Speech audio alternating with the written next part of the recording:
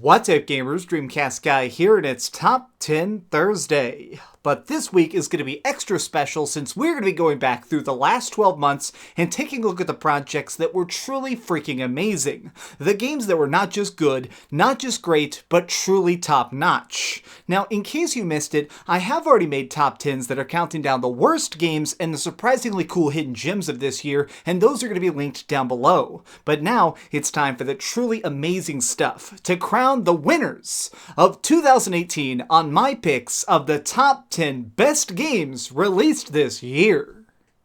Number 10. Ball FighterZ. An aspect of really good brawlers that I feel like a lot of people don't understand or they completely overlook is strategy. The very best fighting games are able to be quick and have reaction-based combos, but also provide a chance to really build your own awesome team out of pretty much anybody, and Ball FighterZ absolutely is the master of that.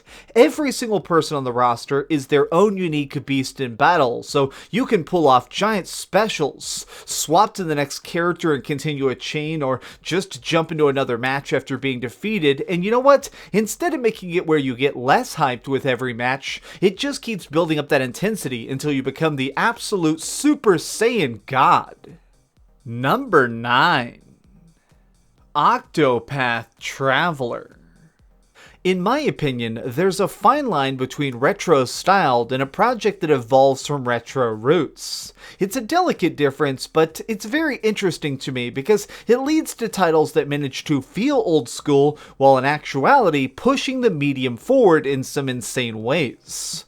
Octopath Traveler may appear to be a Super Nintendo game on steroids, and yet it is much more than that. This is a rolling epic story that has 8 different heroes that can be recruited or ignored in any order you want. And being able to craft your own journey and learning the secrets of this land while also doing tons of fun grinding is just so freaking great. I really think that the classic art style even manages to help it, where every moment feels like you're in a time machine and playing the very best game that was lost back in the 90s.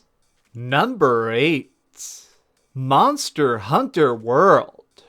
The human imagination is such a great part of our existence. We can, within the boundaries of our own psyche, create massive adventures at any time, just whenever we want. And I believe that it's this element of raw creative power that's locked away in our heads that's part of what makes Monster Hunter World specifically so enthralling. In this game, you can explore dangerous jungles, or hang out with your friends, or just eat a giant dinner made by adorable cats. But all of these actions, they're in pursuit of an ever-increasingly strong gear and trying to slay that next big beast. It makes it where every time you're trying to survive, not only are you having a blast, but you're simultaneously imagining what could come next. The possibilities in this game are truly endless, which is why I ended up putting over 100 hours in this. And still, I feel like there's more content that I've yet to see, and I'm so excited to get to it. Number 7. Yakuza Kiwami 2. Modern game developers seem so obsessed with trying to make games as realistic as possible by simulating what real life is like, and I have to say that in a very strange way, that's something that Yakuza Kiwami 2 manages to pull off, because in actuality, our real world is very, very weird. Everywhere you go, there's strangers, there's stuff that doesn't make sense, and you know, every single alley you walk down is bound to be a different weird side quest. And Yakuza Kiwami 2 does that. You can just walk into an arcade and start playing games, or get in a street fight, or go do some baseball batting cages, and everything is just so goofy and quirky that you can't help but have a blast. And if you want, there is a real hardcore story that you can get involved with if you care. But honestly, the best part of these games to me is just getting to wander around in these different cool time periods. I'm a really big fan of the Yakuza series in general, but this one, Kiwami 2, is such a perfect slice of weirdness in Japan. Number 6. Celeste. I will fully admit that I've become sort of jaded to the idea of indie games over the course of the last couple of years because so many of them look and play the same. They all try and pull the heartstrings of classic gaming without really doing anything new or unique or fresh. Whereas Celeste, it really is a complete evolution of the genre. I mean, this is an independent game, and yes, it does have a 16-bit art style, but other than that, this is a completely new experience. But the thing that really gets me is the fact that the controls are so exceptionally tight.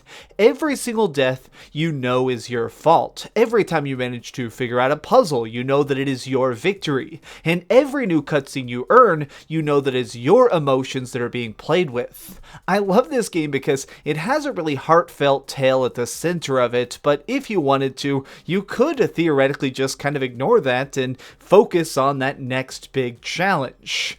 I think that this game is magnificent, and really, now I've actually managed to finish most of the optional side missions and most of the really hidden challenges, and still I feel like I am so many hours away from being able to see the true glory of Celeste. Number 5. Dragon Quest XI.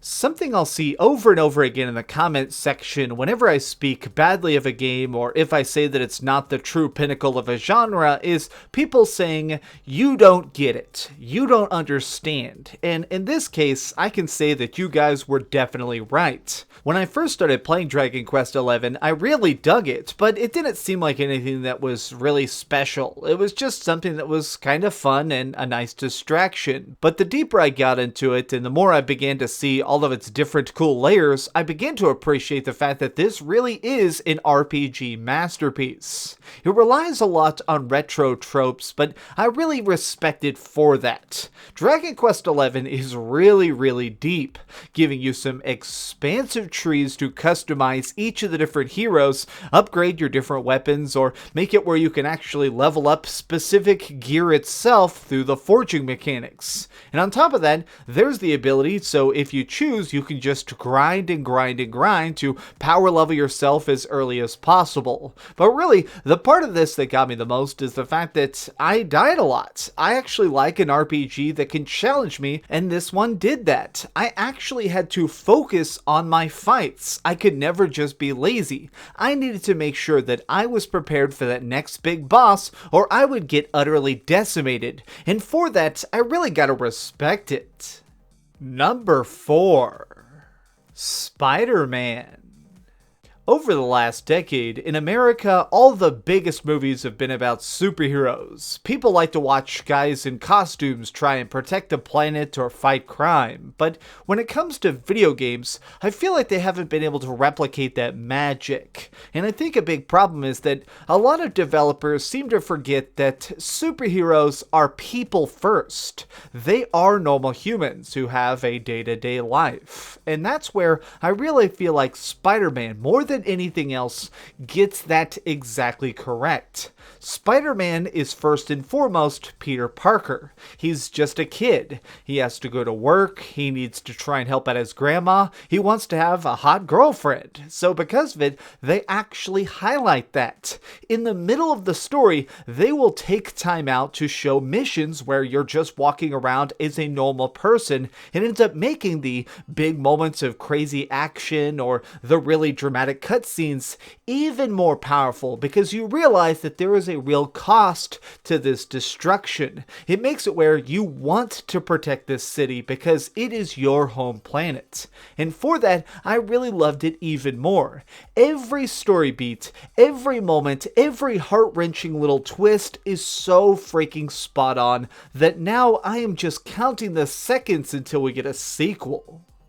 Number 3.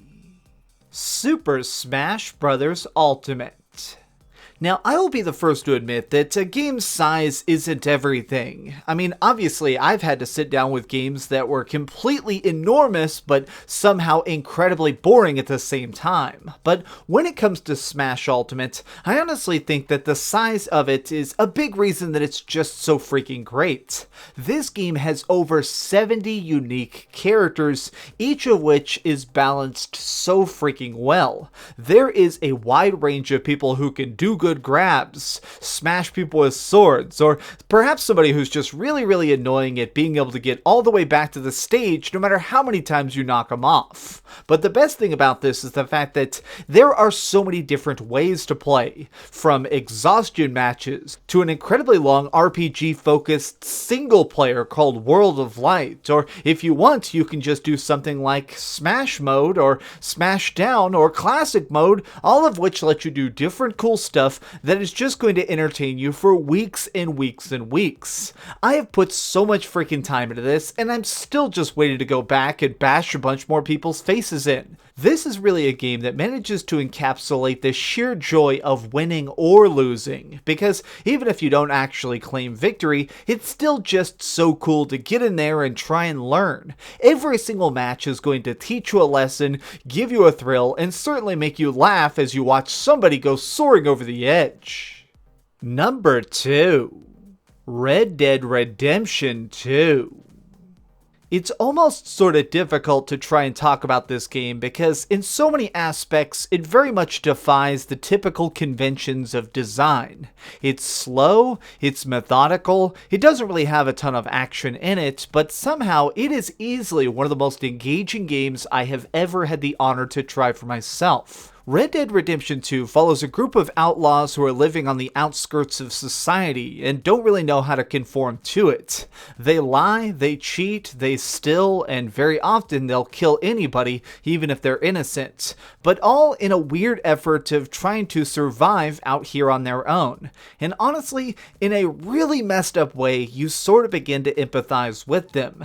There's so many times where I was just kind of trying my best to be the good guy, and I couldn't resist the darker urges to do the wrong thing. But you know, amongst all this, you still kind of want to like these people. I mean, that's kind of the best thing about this game, is that it really shows that in actuality, there is not a bunch of black and white situations. The entire universe is shades of gray. We are all trying to do our best to be moral individuals, but you are going to eventually do something that's truly corrupt and evil, even if it's by accident.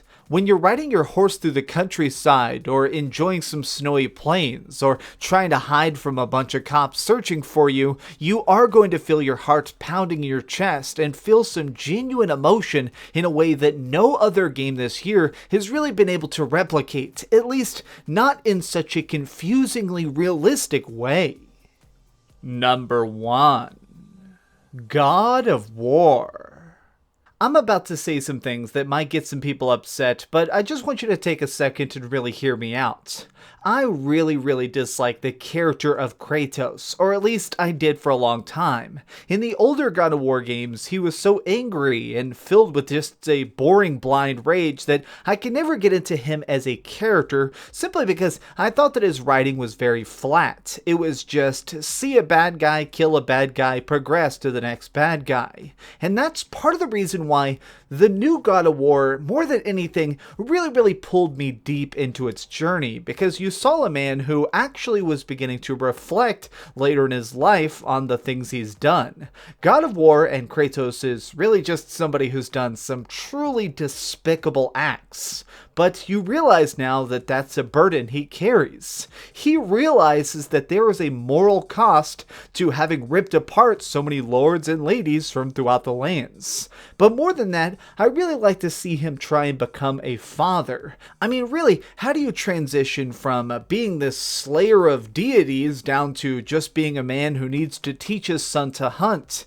And somehow they really managed to convey that. I will fully admit that I cried while playing this game. So many of these little touching moments of seeing him just not even know how to interact with his boy, It really hit me, and I'm not even a father. I love this game, every single second of it, and the fact that they chose to make it like one long film as one giant take was the best part of all. And for that reason, I am awarding this my pick as the absolute best game of 2018. The time is now complete. We have crowned the true winners of this year. But I want to know what you think. Do you agree with my list, or is there a great game that I somehow forgot about? Let me know about it in the comments down below, and if you enjoyed this video, be sure to give it a like, share with your friends, and subscribe if you haven't already. But do me the biggest favor of all, and keep dreaming. And I'm going to go back to playing all of these freaking games, because some of these have actually been out so long that now they have some incredible DLC that I gotta get to. You know what? I'm doing that right now. Bye. Thank you for watching. You guys rock. Subscribe if you haven't. Yeah, do that. Bye. Okay. Oh, actually, I boarded the door up. I forgot about. Let me just set these. Why do I do this every time? Okay, we're good. Thanks so much for watching that video. If you want to see something else, you can always click this link to see what I put up last, or, subscribe and see what's coming up next. Also, I promise that whatever I do, it'll try not to suck.